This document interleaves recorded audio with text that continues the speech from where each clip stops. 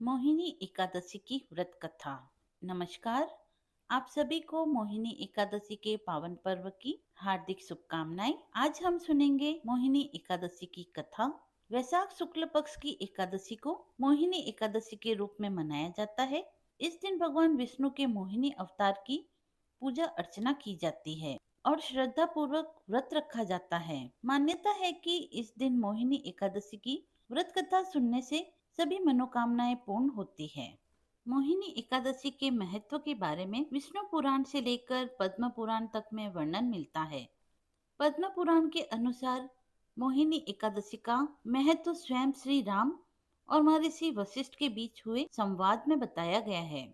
महर्षि वशिष्ठ ने उन्हें बताया कि इस एकादशी का व्रत करने और विष्णु जी की पूजा करने से जाने अनजाने में किए गए पाप नष्ट हो जाते हैं और मृत्यु के बाद मोक्ष की प्राप्ति होती है। वहीं विष्णु पुराण में इस एकादशी को श्री विष्णु के मोहिनी अवतार से जोड़ा गया है।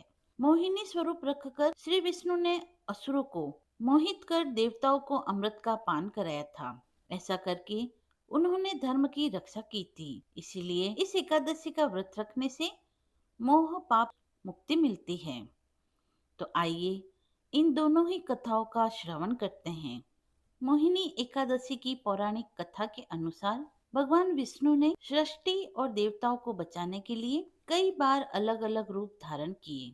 उनके दशावतार की कहानी तो बेहद लोकप्रिय है, लेकिन उन स्वरूपों के अलावा उनका एक स्त्री स्वरूप भी है जिसे कि मोहिनी कहा जाता है, जो बेहद खूबसूरत लेकिन रहस्यमयी मानी जाती है। मोहिनी का जन्म समुद्र मंथन से हुआ था। जब देवताओं और दैत्यों ने मिलकर मंथन किया तो समुद्र से अमृत निकला।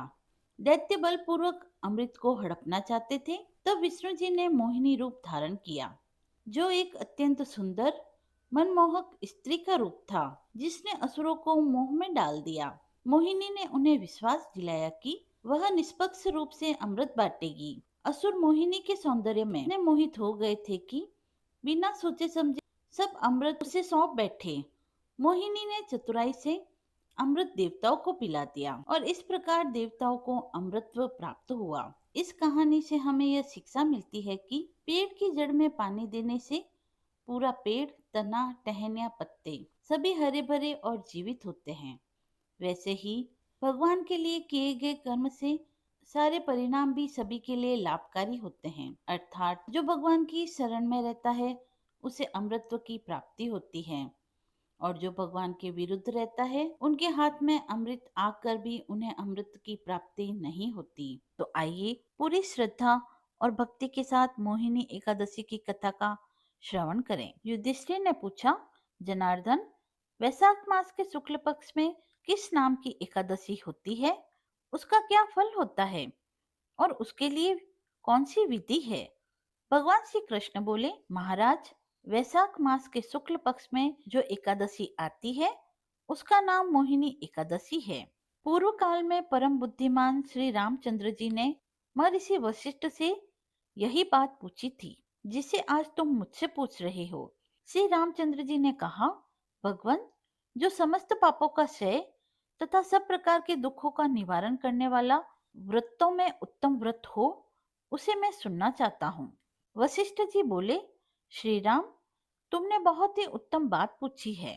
मनुष्य तुम्हारा नाम लेने से ही सब पापों से शुद्ध हो जाता है, तथापि लोगों के हित की इच्छा से मैं पवित्रों में पवित्र उत्तम व्रत का वर्णन करूंगा। वैशाख मास के शुक्ल पक्ष में जो एकादशी आती है उसका नाम मोहिनी है। वह सब पापों को हरने वाली और उत्तम है।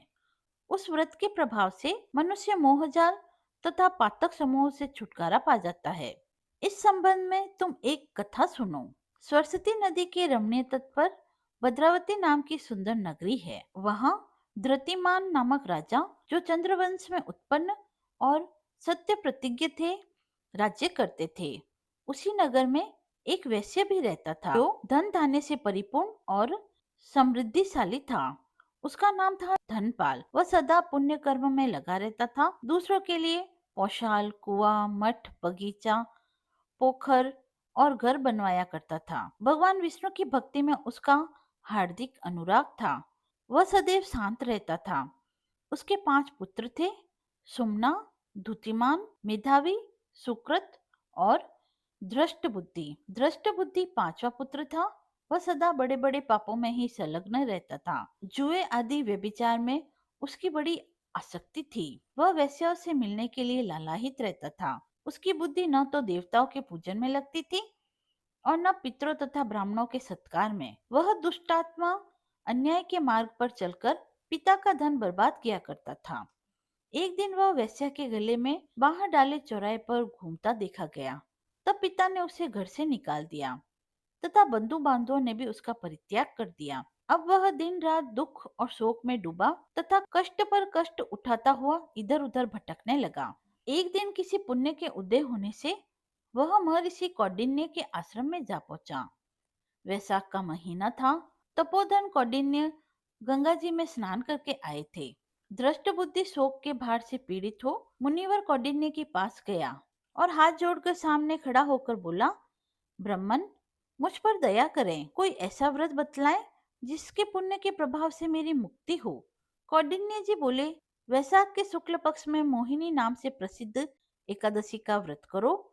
मोहिनी एकादशी को उपवास करने पर प्राणियों के अनेक जन्मों के किए हुए मेरु पर्वत जैसे महापाप भी नष्ट हो जाते हैं। वशिष्ठ जी कहते हैं, श्री रामचंद्र, मुनि का यह वचन सुनकर दृष्ट बुद्धि का चित्त प्रसन्न हो गया। उसने कौंडिन्य जी के उपदेश से विधि पूर्वक मोहिनी एकादशी का व्रत किया। राजन, इस व्रत को करने से वह निष्पाप हो गया और दिव्य देह धारण कर गरुड़ पर आरूढ़ हो सब प्रकार के उपद्रव से रहित विष्णु धाम को चला गया। इस प्रकार यह मोहिनी एकादशी का व्रत, जो कि बहुत उत्तम है, इसे करने से सभी प्रकार के पापों से मुक्ति प्राप्त हो जाती है और इसकी कथा को पढ़ने व सुनने से सहस्त्र गोदान का फल प्राप्त होता है। मोहिनी एकादशी की यह कथा हमें यह सिखाती है, व्यक्ति कितने भी बुरे कर्मों में लिप्त क्यों न हो, यदि वह एक व्रत भी सच्ची श्रद्धा से करता है तो भगवान उस पर कृपा अवश्य करते हैं। वो उसे वैकुंठ की प्राप्ति भी कराते हैं। बोलिए विष्णु भगवान की जय।